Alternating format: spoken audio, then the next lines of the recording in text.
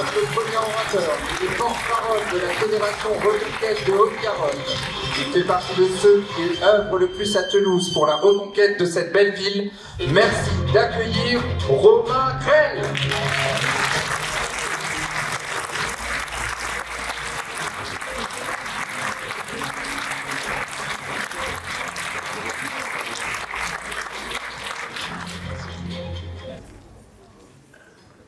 Mesdames, Messieurs, Français, Toulousains, chers amis, bonsoir. Merci d'être là, merci d'être aussi nombreux. Pour commencer, j'ai une question à vous poser. Est-ce que ça ne fait pas un bien fou de pouvoir brandir fièrement et librement le drapeau français ?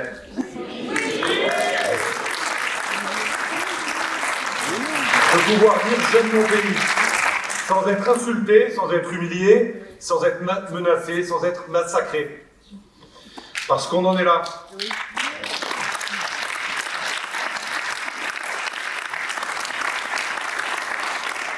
La réalité, c'est qu'en France aujourd'hui, aimer son pays, c'est devenu un acte de résistance.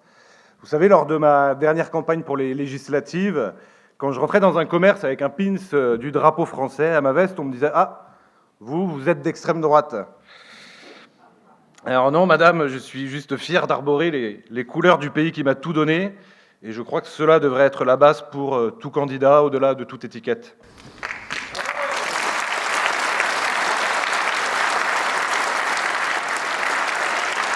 Mais ce soir, je vous le dis, on respire, on est libéré de pouvoir le faire, entre citoyens courageux, qui travaillent, qui pour certains élèvent leurs enfants, qui payent, qui respectent et qui aiment. Rien que pour ça, pour ma part, je crois que ce meeting est une réussite. Vous savez, j'ai longuement réfléchi à ce dont j'allais vous parler ce soir dans le temps qui m'est imparti, parce que, soyons honnêtes, vous n'êtes pas venus pour moi. Mais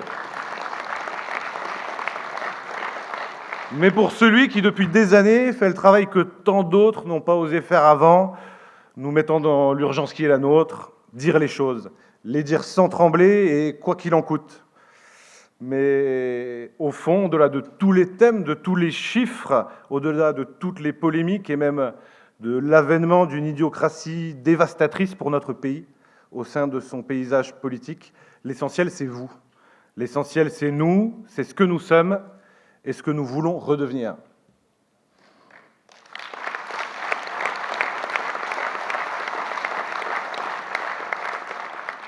En politique, l'enlisement vient de l'inaction. L'inaction vient du manque de courage. Le manque de courage vient du manque de conviction. Et le manque de conviction vient du manque d'amour pour son peuple. Et chez Reconquête, notre mission est claire, faire tout l'inverse. Pendant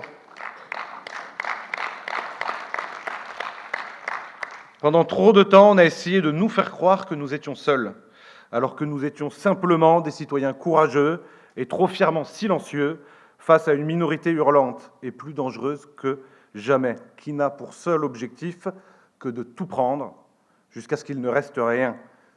Cette extrême gauche qui voudrait prendre le pouvoir, elle hurle, elle menace, elle intimide. Mais aujourd'hui, elle a un problème de taille. Elle ne fait plus peur. Elle n'a pas de programme, elle n'a que la haine. De la France, des Français, des règles, de l'ordre, de la transmission. Ils veulent vous faire croire qu'ils défendent les faibles, alors qu'en réalité, ils veulent une société où les honnêtes gens baissent les yeux. Ils veulent prendre à ceux qui travaillent pour donner à ceux qui ne respectent rien.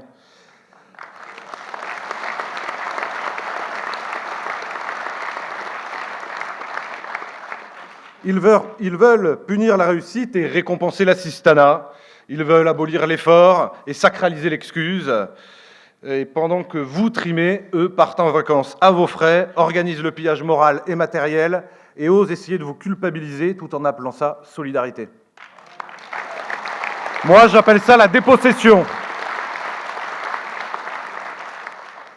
Mes amis, ici à Toulouse, on ne doit plus être silencieux. On doit arrêter de vivre sur des politiques menées par des gens qui, disons-le poliment, marchent sur la tête, où le bon sens a été enterré par l'électoralisme, par la lâcheté, par les petites manœuvres, par ceux qui ont peur de perdre un vote, peu importe si vous perdez tout. Alors je vous le dis haut et fort, il est temps de sortir les pelles, Parce que le pouvoir, constitutionnellement, démocratiquement, moralement, il est et doit rester au peuple.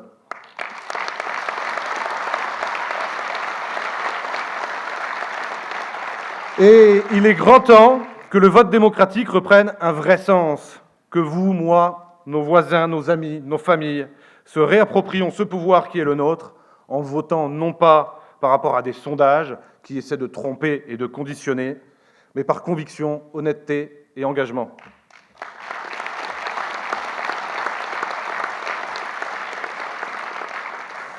Je vais avoir 40 ans cette année, et aussi loin que je m'en souvienne, j'ai aimé et j'ai voulu faire de la politique. J'en prends à témoin mes proches présents ce soir dans cette salle. Et aussi loin que je m'en souvienne, j'ai à chaque élection assisté au même théâtre de marionnettes d'hommes et de femmes racontant ce qui leur permettrait d'être élus, insufflant cycliquement à une population en détresse le même espoir éphémère et trahissant inexorablement leurs serments. Alors j'ai peut-être encore la naïveté de croire que cette fois c'est différent, mais je n'y ai jamais cru aussi fort, parce qu'aucun autre qu'Éric Zemmour n'a jamais pris autant de risques, n'a jamais eu autant le courage de la vérité et le courage de ses idées.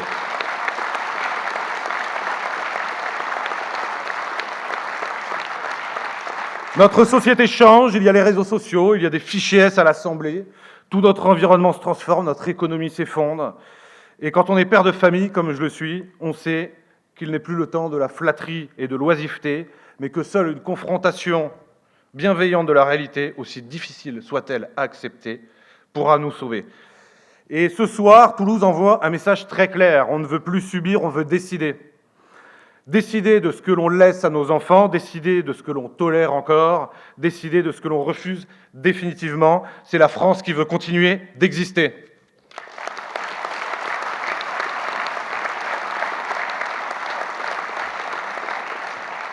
Et c'est pour ça que nous soutenons Éric Zemmour, parce qu'il incarne une ligne, celle du courage, celle de la clarté, celle de la cohérence, celle de l'avenir. Alors Éric Zemmour, merci d'être là. Merci d'être venu à Toulouse. Merci d'être venu soutenir celui qui porte cet espoir dans notre ville pour ses municipales, Arthur Cotterel. Merci à tous de m'avoir écouté. Vive Toulouse et surtout, vive la France!